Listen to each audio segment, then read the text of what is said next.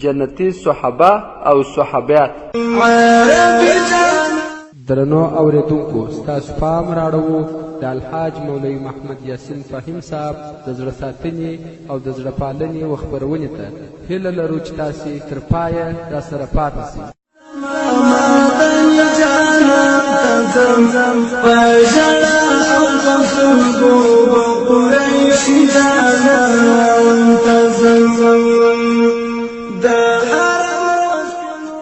بسم الله الرحمن الرحيم.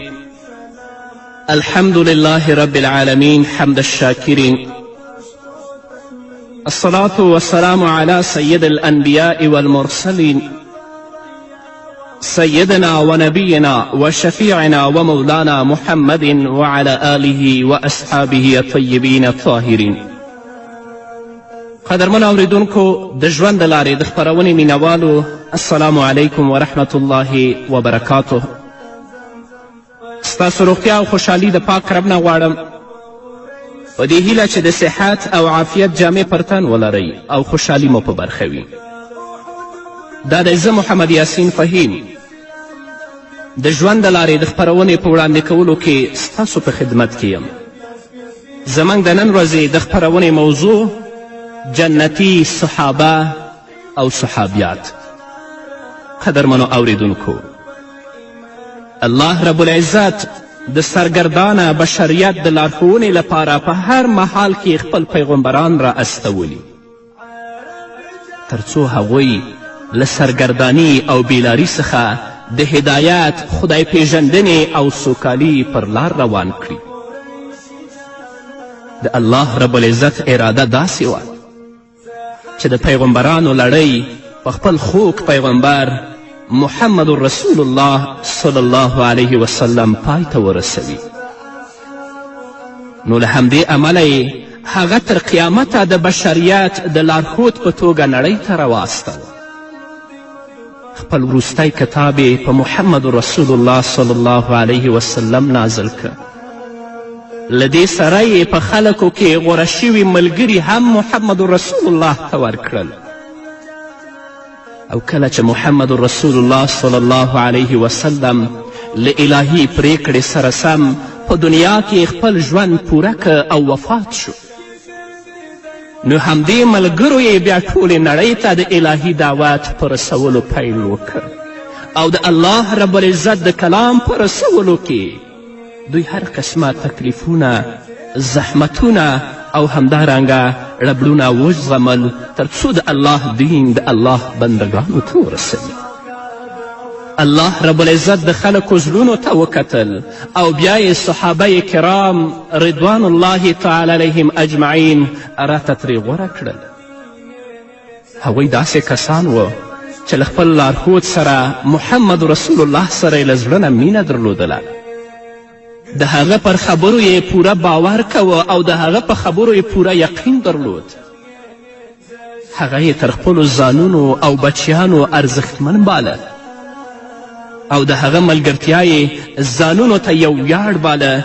دا ځکه چې محمد رسول الله صلی الله علیه وسلم د ټول بشریت لپاره د وروستي لارښود او ملګري یې ټولې نړۍ ته د هغه د پیغام رسونکو په توګه رالیږل شوی و.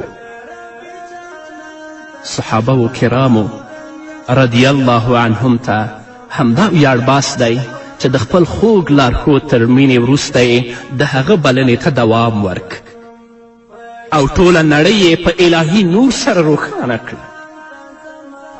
د اهل سنت والجماعت له نظره ټول صحابه کرام رضی الله عنهم جنتیان دي، خو په دوی کې ځینې داسې دي چې محمد رسول الله صلی الله علیه وسلم ورته په خپله مبارکه ژبه د جنت زیری ورکړی.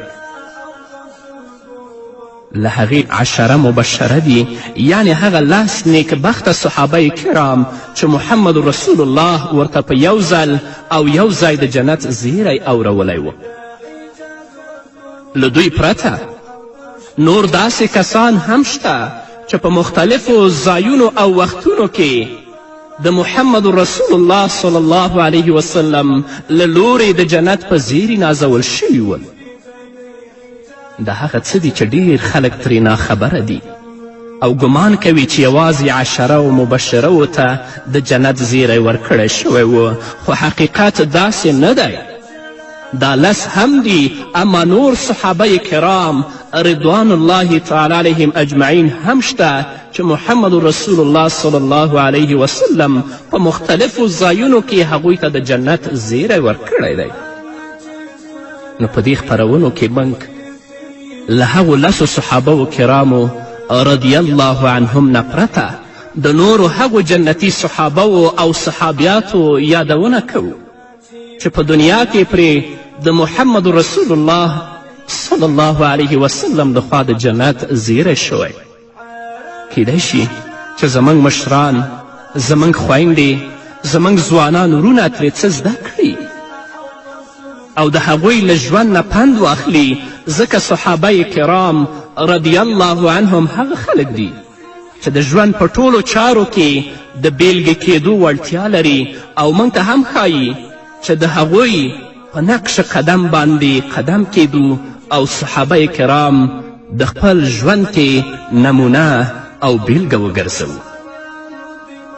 نن ورځ که تاسو د یو ماشوم نه پوښتنه وکئ په سریالونو کې او په فلمونو کې چې هر یو کار کوي د هغه نوم به بیل بیل درته واخلي، اما که تاسو ترې پوښتنه وکړئ چې ستاسو پیغمبر څوک دی، یقین وکړئ چې اکثر په دې باندې نه پوهیږي. تېره ورځ زما یو نږدې دوست دی مولوي صاحب، هغه راته وویلې چې په جومات کې مې ماشومانو ته درس کوه. نو ما ترې پوښتنه کوله چې ستاسو پیغمبر څوک دی؟ چا به راته ویلې آدم علیه السلام، چا به راته ویلې عیسی علیه الصلاة والسلام، چا به راته ویلې موسی علیه الصلاة والسلام. خو د یو ماشوم په ځان باندې یو بنین و، په هغه کې 4-5 تصویرونه لګېدلي ول، د هغه کسانو تصویرونه چې په سریالونو کې کار کوي. ما ترې پوښتنه وکړه یو ماشوم نه چې دا څوک دی، نوم به یې راته واخیسته چې دا فلانی دی. د بل پوښتنه به مې چې ترې وکړه نوم به یې راته واخیسته چې دا فلانی دی، اما خپل پیغمبر یې نه پیژنده. دا د چا مسئولیت دی؟ درنو پلرونو تاسو ته وایم، درنو میندو تاسو ته وایم، راشئ د الله دین خپله یاد کړئ او خپلو بچیانو ته ورسوئ. د صحابه کرامو رضوان الله تعالی علیهم اجمعین مبارک سیرت واورئ او هغوی په خپل ژوند کې ځان لپاره نمونه وګرځوئ. په دې صحابو کې لومړنی کس حضرت بلال حبشي رضی الله تعالی عنه دی. د اسلام په پیل کې چې کومو کسانو تر ټولو مخکې د اسلام راوړلو ښکاره اعلان وکړه، هغه سپېڅلي خلک ابابکر صدیق، عمار بن یاسر، سمیه، صهیب، بلال او مقداد رضی الله تعالی عنهم ول. الله رب العزت محمد رسول الله صلی الله علیه وسلم د خپل تره ابو طالب د ملاتړ له امله د مشرکانو له شر نه وساته. ابابکر صدیق رضی الله تعالی عنه هم د خپل قوم ملاتړ له ځان سره درلود، ځکه نو د مشرکانو له ظلمونو څخه په امن پاتې شو. خو بلال حبشي، عمار بن یاسر، سمیه، صهیب او مقداد هغه کسان ول چې دوی قوم نه درلود، چا یې ملاتړ نه کوه. نو مشرکینو دوی ته رنګارنګ تکلیفونه ورکول او د محمد رسول الله صلی الله علیه وسلم په مینه باندې دوی ځورول. مشرکانو به هغوی راونیول، بندیان به یې کړل، اوسپنیزې زغرې به یې ور واغوستې او په سره لمر کې به یې ودرول، بیا به تر دې اندازې ووهل چې ځینو به یې حتی د کفر کلمه هم وویله. حضرت بلال رضی الله تعالی عنه په خپل ځان هر ډول تکلیفونه وزغمل او د الله رب العزت لپاره یې خپل نفس سپک، خو هیڅکله د کفر کلمه ونه ویله. مشرکانو بلال کوڅه ډبو ماشومانو ته په لاس کې ورکه. هغو ماشومانو د حضرت بلال رضی الله تعالی عنه په غاړه کې رسی او پړی واچوه او بلال یې د مکې مکرمې په کوڅو کې راکش کړو. جرم یې څه و؟ د محمد رسول الله مینه یې په زړه کې وه. خو د حضرت بلال رضی الله تعالی عنه د خولې څخه یوازې همدا یوه خبره راوتله چې احد احد، الله یو دی، الله یو دی، الله شریک نه لري. په مشرکانو کې امیه بن خلف هغه کس و چې بلال رضی الله تعالی عنه به یې ډیر ځوراوه. په حضرت بلال رضی الله تعالی عنه به یې غصه داسې سړوله چې د مکې مکرمې په ګرمو شګو کې به یې هغه مبارک څملاوه. پر سینه به یې ورته یوه غټه ډبره کیښوده او ورته به یې ویل تر څو چې پر محمد صلی الله علیه وسلم کافر نشي او لات او عزا خپل معبودان ونه بولي، په همدې عذاب به اخته. خو بلال رضی الله تعالی عنه به د دې ټولو ظلمونو په ځواب کې هم دومره ویل چې احد احد، الله یو دی، الله یو دی. محمد رسول الله صلی الله علیه وسلم به چې حضرت بلال رضی الله تعالی عنه په دې حالت کې ولیده نو زړه به یې په حضرت بلال باندې ډېر سوځېده او د مبارکو سترګو نه به یې اوښکې روانې شوې. رسول الله به ډېر ځورېده چې بلال په یوازې ځان د اسلام لپاره داسې تکلیفونه زغمي، داسې تکلیفونه چې غرونه یې هم نشي ګاللی.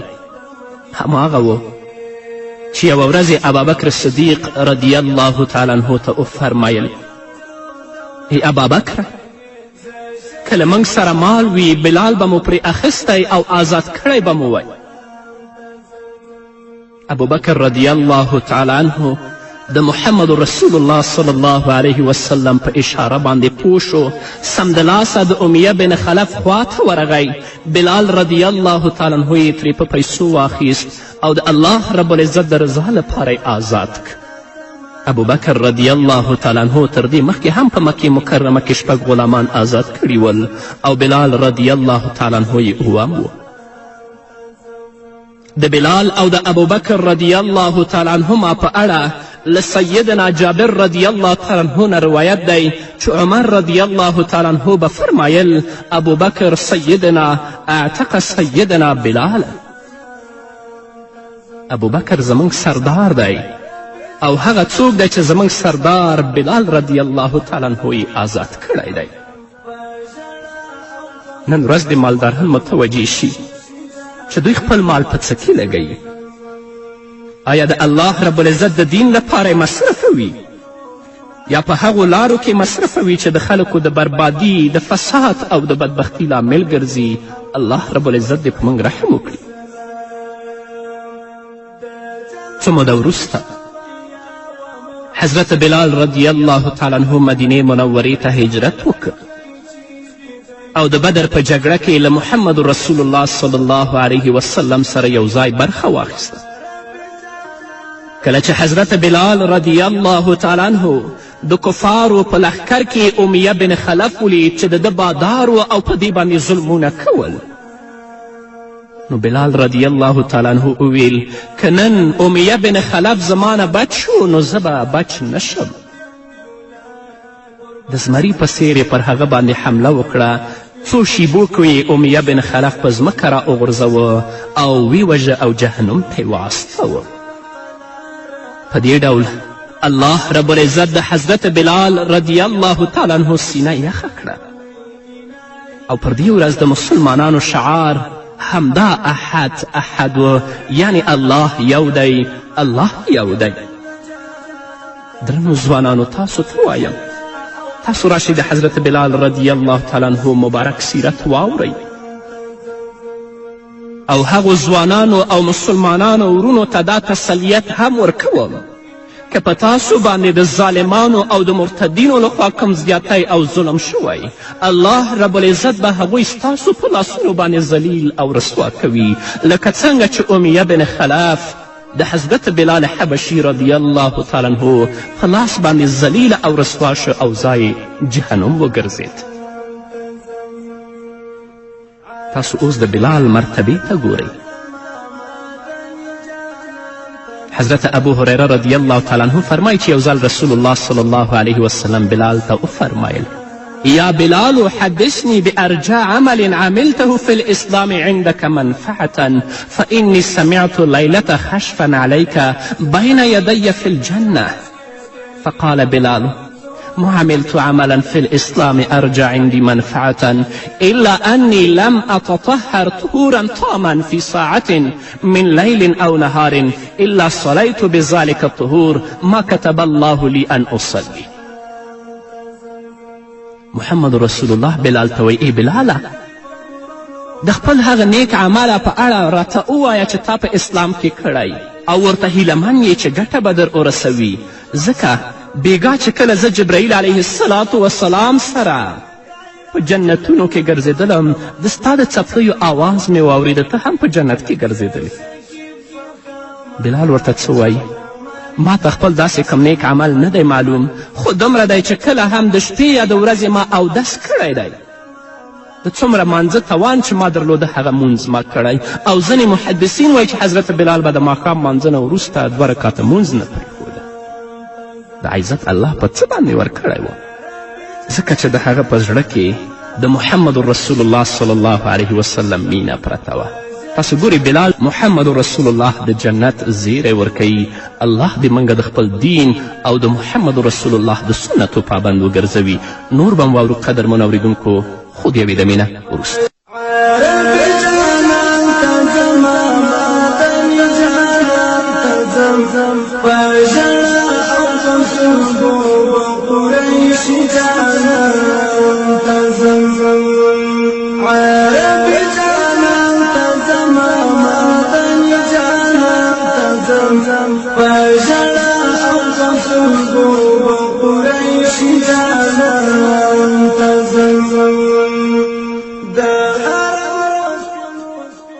قدرمنو اورېدونکو بیا هم زموږ سلامونه او نیکې هیلې ومنئ. وخت تېرېده او بلال رضی الله تعالی عنه د محمد رسول الله صلی الله علیه وسلم په ملګرتیا کې شپې سبا کولې. حضرت بلال د محمد رسول الله د مؤذن لقب خپل کړ. په سفر او حضر کې به رسول الله صلی الله علیه وسلم ته آذان کوه. حضرت بلال له یوې غزوې نه هم وروسته نه دی پاتې شوی.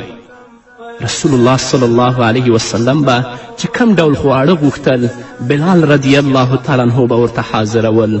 رسول الله صلی الله علیه وسلم همدې خبرې ته په اشارې کولو فرمایي لقد اوذیت فی الله وما یؤذى احد ولقد اخفت فی الله وما یخاف احد ولقد أتت علي ثالثة ما بين يوم وليلة ما لي ولبلال طعام يأكله ذو كبد إلا ما وراه إبت بلال. ما ته د الله په لاره کې داسې تکلیفونه راکړي شوي چې بل هیڅ چاته نه دي ورکړي شوي او د الله په لاره کې دومره ویرول شوی یم چې بل هیڅوک به نه وي ویرول شوي. او پر ما او بلال داسې 3 شپې هم راغلی دي چې هیڅ داسې کم خوراک به راسره نه و چې کوم سالرونکي خوړلی شوی وی مګر یوازې هغه څه به مو خوړل چې حضرت بلال رضی الله تعالی عنه به په خپل تخر کې پټ کړي ول او ساتلی به ول. وخت همداسې تېرېده تر دې چې د مکې د فتح ورځ را ورسېده. رسول الله صلی الله علیه وسلم له اسامه بن زید او بلال رضی الله تعالی عنهم سره په ګډه کعبې ته داخل شو. 2 رکاته لمونځ یې وکړه. په کعبه کې ایښودل شوي 360 بتان مات کړل. د هر بت تر څنګ به تېرېده دا آیت به یې لسته وقل جاء الحق وزهق الباطل ان الباطل کان زهوقا. الله رسول الله ته وایي چې اعلان وکړه چې حق راغی او باطل له منځه ولاړ. باطل له منځه تلونکی دی او څوک چې د باطل مرسته کوي د باطل په شان به الله دوی هم ذلیله کوي. حضرت بلال رضی الله تعالی عنه د محمد رسول الله په حکم د کعبې پر بام وخوت او د لومړي ځل لپاره په کعبه کې د الله اکبر غږ اوچت کړ. د بلال رضی الله تعالی عنه د اذان او د حق د کلمې د اغیز له امله د مکې غرونه په خوځښت راغلل. دا ځکه چې د مکې غرونه تر دې مخکې هم د بلال د احد نارو سره آشنا ول. کله چې محمد رسول الله صلی الله علیه وسلم وفات شو نو بلال د ابوبکر خواته ورغی او ورته ویې فرمیل ای د الله د رسول خلیفه، ما له محمد رسول الله صلی الله علیه وسلم نه اوریدلی چې رسول الله به فرمایل زما د امت تر ټولو غوره عمل د الله په لاره کې جهاد کول دي. غواړم چې د الله په لاره کې شهید شم، اجازه راکړه چې شام ته د جهاد لپاره لاړ شم. ابوبکر رضی الله تعالی عنه ورته وفرمیل ای بلاله، قسم په الله چې زما د حق، زما د بوډاوالي او زما د کمزوري له ما له خوا نه مه ځه او همدلته راسره پاتې شه. بلال رضی الله تعالی عنه یې خبره ومنله او بیرته اذان کولو ته مخه کړه تر دې چې ابوبکر صدیق رضی الله تعالی عنه وفات شو. عمر رضی الله تعالی عنه د مسلمانانو دویم خلیفه وټاکل شو. بلال رضی الله تعالی عنه د هغه خواته ورغی او جهاد ته یې د تللو خبره عمر رضی الله تعالی عنه ته وکړه.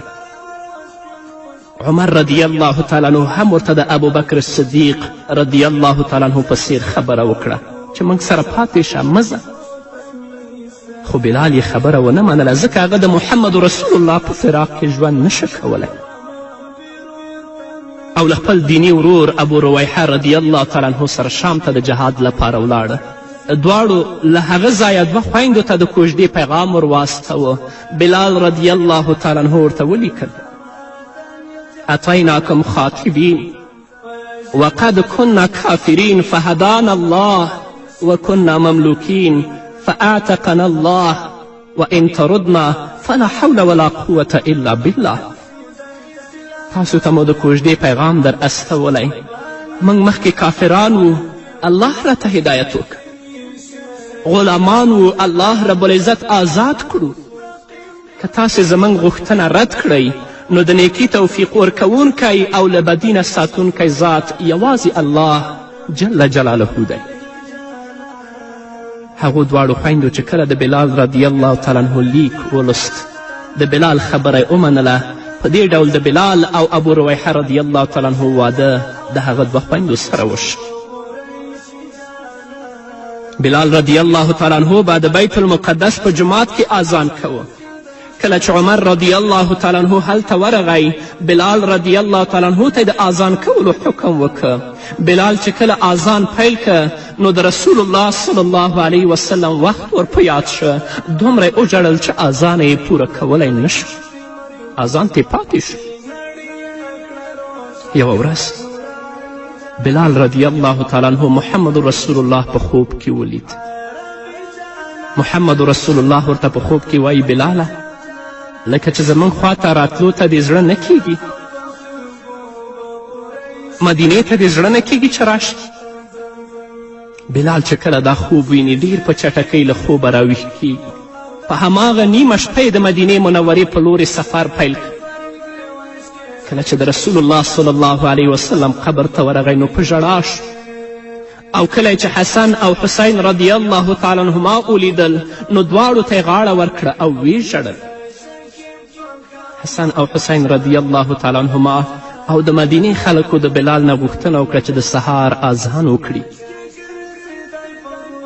بلال ویلې چې زه نشم کولی ځکه کله به چې ما اذان کوه رسول الله صلی الله علیه وسلم به په جومات کې ناست و، اوس نشته.